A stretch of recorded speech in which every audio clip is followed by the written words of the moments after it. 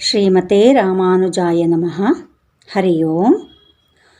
ಎಲ್ಲ ದೇವದೇವಿಯರ ಸುಪ್ರಭಾತ ಇರುವಂತೆ ಸಾಕ್ಷಾತ್ ವಿಷ್ಣುವಿನಿಂದಲೇ ಆಂಡಾಳ್ ಎಂದು ನಾಮಾಂಕಿತವಾದ ಭೂದೇವಿಯ ಇನ್ನೊಂದು ಅವತಾರವಾದ ಗೋದಾದೇವಿಯ ಸುಪ್ರಭಾತ ಕೂಡ ಇದೆ. ಪ್ರತಿದಿನ ಮುಂಜಾನೆ ಈ ಸುಪ್ರಭಾತವನ್ನು ಹೇಳುವುದರ ಮೂಲಕ ಗೋದಾದೇವಿಯ ಕೃಪೆಗೆ ಪಾತ್ರರಾಗೋಣ. ವಿಷ್ಣುಚಿತ್ತಪ್ರಜೆ ಗೋದೇ ಪೂರ್ವಾ ಸಂಧ್ಯಾ ಪ್ರವರ್ತತೆ ಉತ್ತಿಷ್ಠ ಲೋಕಮಾತಸ್ತ್ವಂ ಭಕ್ತಾನ್ ಪುತ್ರಾಂಶ ಪಾಲಯ. ಉತ್ತಿಷ್ಠೋತ್ತಿಷ್ಠ ಹೇ ಮಾತಃ ಉತ್ತಿಷ್ಠ ರಂಗವಿರಾಟ್ ಸತಿ ಉತ್ತಿಷ್ಠ ಧರಣೀ ಪುತ್ರಿ ಕರ್ತವ್ಯಂ ಶಿಷ್ಯರಕ್ಷಣಂ. ಮಾತಃ ಸಮಸ್ತ ಜಗತಾಂ ವರಭಟ್ಟನಾಥ ಪುತ್ರಿ ಪ್ರಿಯೇ ಚ ವಿರಜಾದ್ವಯ ಮಧ್ವವಿಷ್ಣೋಃ ಪಾದೈ ಪ್ರದೇ ಶ್ರಿತಜನಾ ಪ್ರಿಯದೇಶ ಗೋದೇ ಶ್ರೀರಂಗರಾಜದಯಿತೆ ತವ ಸುಪ್ರಭಾತಂ. ಮಾತಃ ಸಮಸ್ತ ಜಗತಾಂ ವರಭಟ್ಟನಾಥ ಪುತ್ರಿ ಪ್ರಿಯೇ ಚ ವಿರಜಾದ್ವಯ ಮಧ್ವವಿಷ್ಣೋಃ ಪಾದೈ ಪ್ರದೇ ಶ್ರಿತಜನಾ ಪ್ರಿಯದೇಶ ಗೋದೇ ಶ್ರೀರಂಗರಾಜದಯಿತೆ ತವ ಸುಪ್ರಭಾತಂ. ತವ ಸುಪ್ರಭಾತಮರವಿಂದಲೋಚನೆ ಭವತು ಪ್ರಸನ್ನಮುಖಚಂದ್ರಮಂಡಲೆ ವಿಧಿಶಂಕರೇಂದ್ರವನಿತಾಭಿರರ್ಚಿತೆ ವರಭಟ್ಟನಾಥತನಯೇ ದಯಾನಿಧೇ.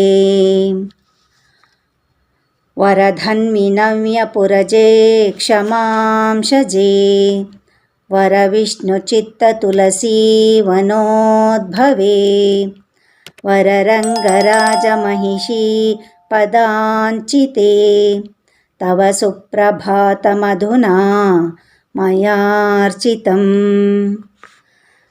ಮಾತಃ ಸಮಸ್ತ ಜಗತಾಂ ಭಜನೀಯ ಪಾದೇ ಶ್ರೀರಂಗನಾಯಕಮಣೇ ಪ್ರಿಯಪತ್ನಿರೂಪೇ ಶ್ರೀಧನ್ವಿನವ್ಯಪುರಜೇ ಸುಗುಣೈಕಸಿಂಧೋ ಶ್ರೀವಿಷ್ಣುಚಿತ್ತತನಯೇ ತವ ಸುಪ್ರಭಾತಂ. ಶ್ರೀಧನ್ವಿನವ್ಯಪುರಜೈಶ್ಚ ಸುಸೇವ್ಯಮಾನಃ ರಂಗೈವ ತತ್ರ ವಟಪತ್ರಶಯಾನದೇವಃ ವಿಷ್ಣೋಸ್ತದಾಲಯ ಸಮೀಪವನೆ ಸ ಜಾತೆ ಶ್ರೀವಿಷ್ಣುಚಿತ್ತತನಯೇ ತವ ಸುಪ್ರಭಾತಂ. ಮಾತಾ ತವಾಸ್ತಿ ತುಲಸೀ ಹರಿಪೂಜನಾರ್ಹಾ ಮಾತಾಸ್ತವಾಸ್ತಿ ಚ ಪಿತಾ ಹರಿಭಕ್ತವರ್ಯಃ ರಂಗೇ ಪತಿರೈತಿ ಪತಿಶ್ಚ ತವಾಗ್ರಜನ್ಮ ಶ್ರೀವಿಷ್ಣುಚಿತ್ತತನಯೇ ತವ ಸುಪ್ರಭಾತಂ. ಕ್ಷಿತ್ಯಂಶಜೇ ಲಲಿತಭೂಷಣಯುಕ್ತಜಾತೆ ಪ್ರಾಬೋಧಕೀ ವಿತರಣಾರ್ಥಮಪೀಹ ಜಾತೆ ಶ್ರೀರಂಗನಾಥ ಪದಸೇವನರಾಗಯುಕ್ತೆ ಶ್ರೀವಿಷ್ಣುಚಿತ್ತತನಯೇ ತವ ಸುಪ್ರಭಾತಂ. ಆಜನ್ಮನಾ ಸಕಲವೇದವಿದಾ ಚ ಪಿತ್ರಾ ಶ್ರೀರಂಗರಾಜ ಹರಿಕಿಂಕರತಾಮವಾಪ್ಯ ತನ್ನಿರ್ಮಿತಸೃಜಿತಭೂಷಣಭಾವದೃಷ್ಟೇ ಶ್ರೀವಿಷ್ಣುಚಿತ್ತತನಯೇ ತವ ಸುಪ್ರಭಾತಂ. ಶ್ರೀರಂಗರಾಜಚರಣಾಂಬುಜಭಕ್ತಿಯುಕ್ತೆ ತತ್ಪಾಣಿಪೀಡನವಿಧಿಗ್ರಹಣೆ ಸಮರ್ಥೆ ಲಕ್ಷ್ಮ್ಯಾಶ್ಚರಸ ಸಗರೇಪಿ ಸಪತ್ನಿರೂಪೇ ಶ್ರೀವಿಷ್ಣುಚಿತ್ತತನಯೇ ತವ ಸುಪ್ರಭಾತಂ. गोदे तवानुपमसुन्दरगात्रिभूयात् श्रीरङ्गनाथदयिते सुगुणाम्बुराशे श्रीविष्णुचित्तदुहितर्मसुजापुबृन्दे प्रोत्कम्पमानहृदयेस्तु च सुप्रभातम्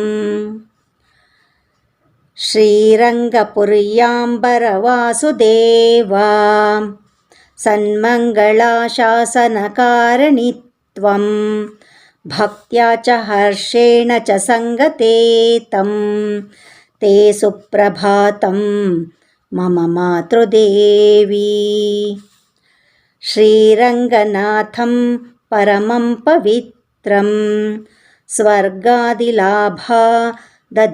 ददानं कायेन वाचा मनसेन्द्रियैन्तं संसेवमाने तव सुप्रभातम् श्रीकुम्भगोणे वरशार्जपाणिं श्रीशेषभोगस्थितविष्णुमूर्तिं सन्मङ्गलाशासनकर्तृगोदे ते सुप्रभातं सुकृतप्रधात्री एकादशग्रामवराच्युतानां स्तोत्रं च कर्तुं सुहार्तरूपे श्रीधन्विनव्ये नगरे सुजाते भूम्यं शतेस्तु च सुप्रभातम् श्रीयाण्डाळ் திருவடிகளே शरणं